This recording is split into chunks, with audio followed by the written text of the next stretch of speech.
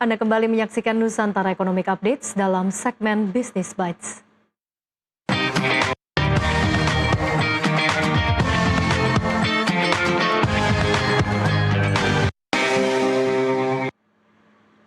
Pemirsa, revolusi konsumen tengah terjadi di Indonesia. Belanja untuk tampil cantik dan merawat diri kini bukan sekedar gaya hidup, tetapi telah menjadi penggerak baru pertumbuhan ekonomi nasional.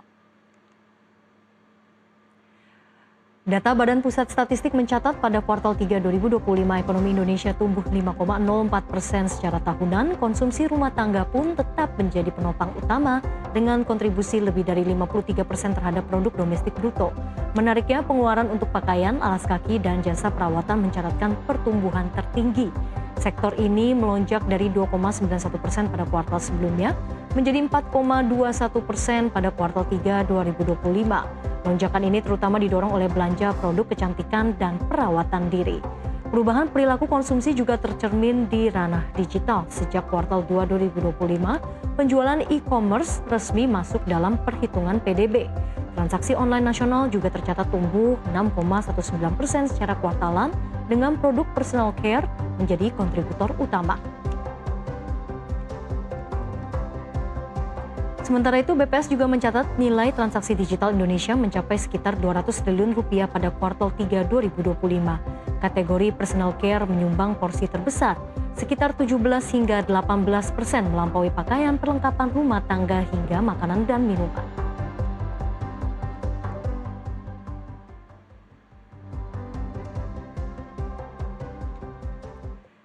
Di tengah ekonomi yang belum sepenuhnya pulih dan daya beli yang masih berfluktuatif, sektor kecantikan justru tampil sebagai salah satu bintang konsumsi masyarakat, baik secara offline atau online.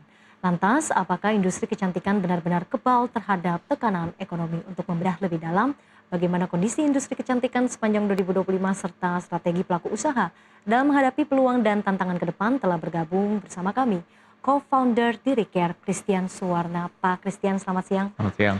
Pak Christian, terima kasih sudah bergabung bersama kami di Nusantara Economic Updates. Kita melihat ini menarik sekali ya, karena belanja kecantikan dan juga perawatan diri ini menjadi salah satu penopang sektor konsumsi di tanah air. Sejauh ini seperti apa perkembangan industri kecantikan? Di 2025, puji Tuhannya, demand terhadap dunia kecantikan masih cukup kuat, masih cukup resisten. Jadi kami sangat bersyukur terhadap hal ini.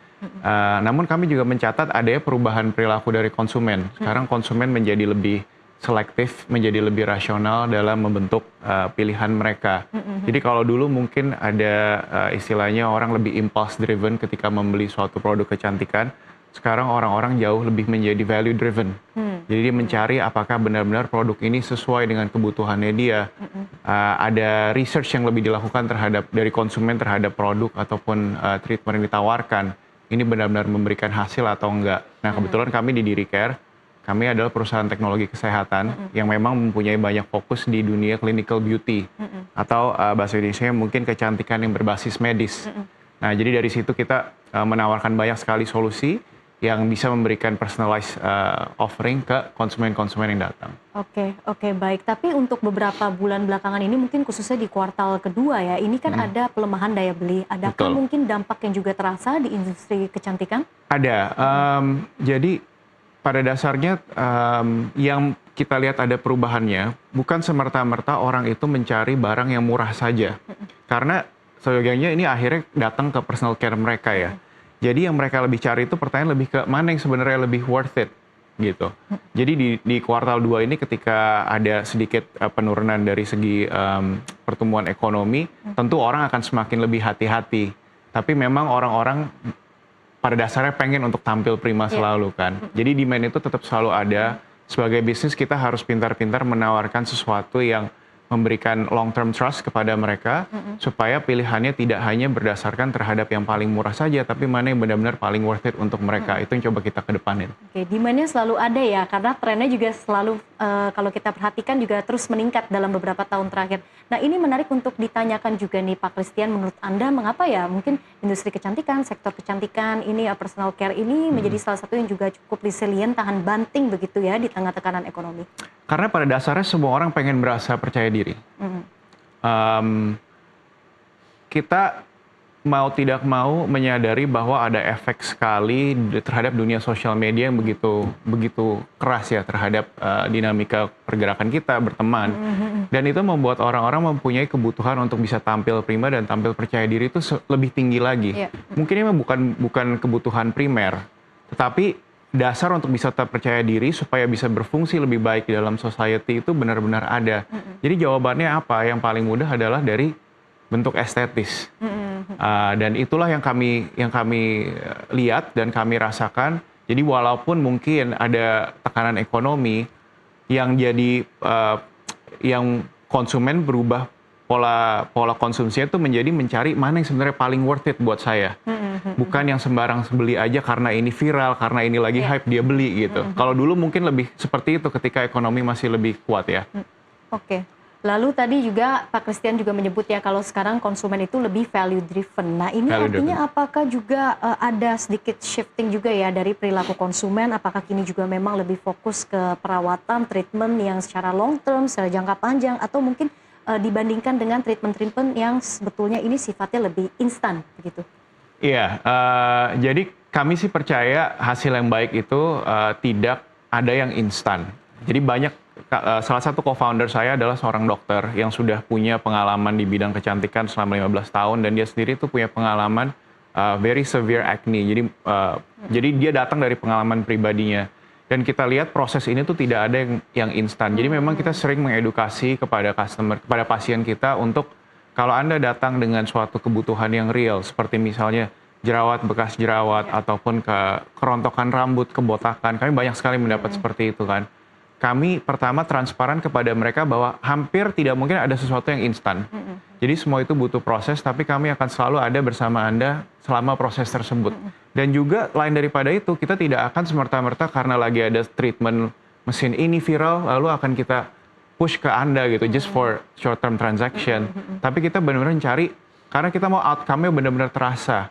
Di sisi konsumen. Jadi kita lebih mengutamakan long term relationship dan trust itu sih. Oke, Didicare sendiri kan ini bergerak di industri kecantikan untuk klinik kecantikan begitu ya fokusnya. Nah, sebetulnya secara porsi kalau kita lihat di industri kecantikan sendiri untuk layanan klinik kecantikan itu seberapa besar sih dominasinya ke pangsa pasar Indonesia? Jadi mungkin saya perkenalkan dikit. Jadi kami sebenarnya perusahaan teknologi kesehatan yang omnichannel. Betul. Jadi di tahun 2022 kami memulai perjalanan kami dengan membuat the first vertically integrated digital clinic di Indonesia. Jadi di digital clinic kami yang available di Android, available di iOS, available di website, itu customer dimanapun di Indonesia, mau dari Aceh ataupun sampai Papua bisa mendapatkan akses ke dokter dengan mudah dan mendapatkan produk yang sesuai. Nah, sebelumnya dunia klinik kecantikan itu hanya terpaku pada outlet-outlet fisik dan ini membuat kesenjangan. Karena yang bisa datang ke outlet fisik itu orang yang memiliki waktu, yang memiliki dana, dan belum tentu semua orang punya seperti itu gitu. Jadi kami mencoba memberikan inovasi dengan membuka jangkauan yang jauh lebih accessible for everybody.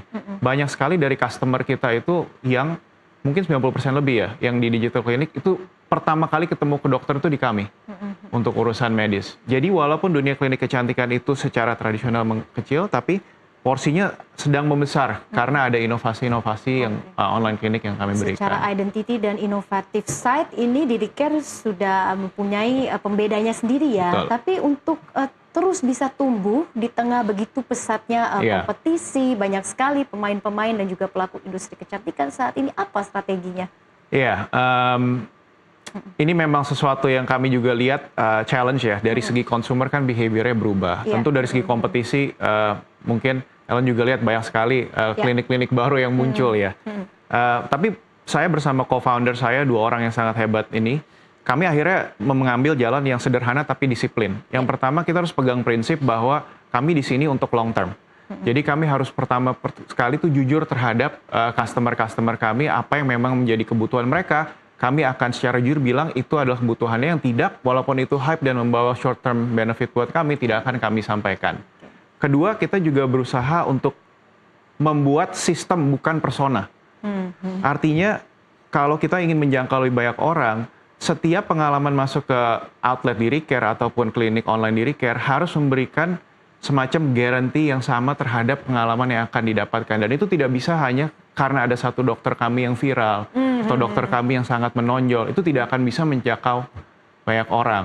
Dan yang terakhir, kebetulan saya juga background-nya engineering di teknik. Kami adalah perusahaan teknologi kesehatan yang secara aktif berusaha menginclude teknologi di dalam kita punya offering. Contohnya adalah yang omnichannel tadi, yang sangat terintegrasi antara online dan offline. Lalu belakangan ini juga mungkin Ellen tahu AI is sangat booming. Kami juga sudah mulai mengintegrasikan AI ke dalam workflow kami. Dan ada orang bertanya, jadi apakah AI akan merubah dokter gitu ya? Pandangan kami pada saat ini adalah AI itu bukan pilihan antara dokter atau AI, tapi bagaimana kita menggunakan AI supaya bisa memperkuat dan membuat kerja dokter dan tim kami lebih mudah. Oke, Gitu. baik. Ini masih terkait dengan inovasi, kemudian juga teknologi AI yang nanti kita akan bahas usai jeda. Pak Christian, pemirsa Nusantara Economic Update akan kembali sesaat lagi.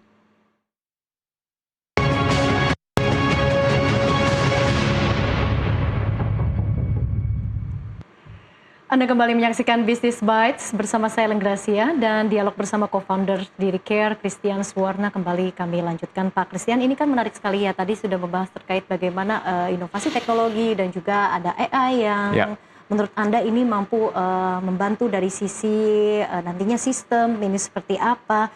Tapi untuk terkait dengan pengembangan SDM, ini bagaimana Diricare bisa terus menjaga kualitas dokter agar tentunya kepercayaan konsumen ini bisa lebih kuat lagi? Benar. Memang di dalam dunia bisnis service seperti kami, ujung tombak kami adalah para tim medis dan tim operasional kami, baik yang di sisi online maupun offline. Nah, kami sangat menaruh perhatian khusus terhadap aspek ini, dan kami bersyukurnya karena salah satu co-founder kami adalah dokter. Dan kita juga sekarang mulai banyak dapat ini, Ellen, tim member kami kebanyakan mulai Gen Z. Sehingga kan suka dibilang ada suatu intrik tertentu terhadap Gen Z. Tapi pada dasarnya ya kami juga sebelumnya pernah kerja di perusahaan selama 15 tahun sebagai karyawan. Ujungnya kami ngerasa yang dibutuhin sama seseorang itu ketika dia bekerja itu sama. Yang pertama, apakah punya ruangan untuk berkembang? Kedua, apakah diberikan remunerasi yang fair? Dan ketiga, apakah punya lingkungan kerja yang sehat ya? Kalau dari remunerasi itu cukup jelas. Kalau dari segi kayak lingkungan kerja, bagaimana supaya tidak toxic kalau kata bahasa orang sekarang, tidak ada drama. Tapi yang paling penting ini adalah kita pay attention terhadap kayak pengembangan karir mereka dan development mereka sendiri. Jadi untuk tim dokter dan medis kami langsung dipimpin sama co-founder saya dan dia menaruh banyak perhatian kepada proses rekrutmen, kepada proses training, kepada proses pelatihan, kepada proses sertifikasi. Dan juga untuk saya bersama dengan co-founder saya merasa inspired tentang story-story dari luar negeri. Ada perusahaan multi-generational seperti GE, seperti Nike, yang dimana pimpinan-pimpinan tertingginya, bahkan sampai CEO-nya, itu pernah datang dari seorang karyawan biasa. Dan itu kami dengan senang hati kami berikan opportunity tersebut kepada tim member kami, mau dari tim operational outlet kayak mau dari back office, selama mereka memang mau menunjukkan ada desire untuk grow, kami dengan senang hati membuka itu dan siapa tahu suatu kali nanti pimpinannya pun bisa datang dari seorang yang dari tim kami. Baik, memastikan tim secara SDM itu semuanya tetap solid ya, gitu ya Pak Christian. Tapi ini juga kita lihat kan tadi kita juga sudah membahas ya kalau memang sekarang industrinya ini semakin kompetitif, industri kecantikan, dan konsumen jadinya lebih selektif dan juga lebih sensitif terhadap harga. Sejauh ini seperti apa strateginya agar bisa tetap membangun loyalitas klien? Iya, pertama kita tidak mau main semacam kayak diskon saja gitu ya. Karena kami believe healthcare itu is personal. Dan tidak boleh ada jalan pintas dalam mendorong-dorong orang dan asal orang datang lalu terjadi transaksi lalu selesai. Kami sangat memperhatikan terhadap retention of our customers. Tidak hanya acquisition. Artinya memang horizon kami itu main jangka panjang, Ellen. Kami coba melihat apa sih yang bikin orang itu percaya. Dan yang pertama adalah kita mencoba mendiferensiasi dengan being very personal terhadap customer kita. Dan customer sekarang banyak yang pintar-pintar, jadi mereka datang, pasien datang, mereka sudah melakukan research. Dan kami senang dengan hal itu karena terjadi diskusi yang baik, sehingga keputusan atau rekomendasi yang kami kasih itu ada bobotnya dan bisa dipahami. Kedua juga, dari segi hasil, itu harus mempunyai produk-produk atau treatment-treatment bukan yang necessary paling terdepan, tapi yang mempunyai jurnal-jurnal ataupun data-data medis yang benar-benar mendukung hasilnya. Ujungnya hanya outcome dan kejujuran yang menurut kami bisa mempertahankan diferensiasi kami di lapangan di tengah kayak rumitnya competition dan customer behavior ya. Oke, Pak Christian, kita kan ini sudah di akhir tahun, memasuki tahun 2026. Adakah tantangan yang perlu juga diperhatikan di industri kecantikan dan juga bagaimana rencana ke depannya nanti? Iya. Ya pertama kita harap di 2026 situasi ekonomi akan terus menjadi lebih baik. Namun tidak ada di antara kita yang mampu secara pasti mengasih tahu apakah ekonominya akan very good or tidak terlalu baik kan. Jadi kami memutuskan untuk tidak terlalu mengambil pusing terhadap hal makro yang di luar kontrol kami.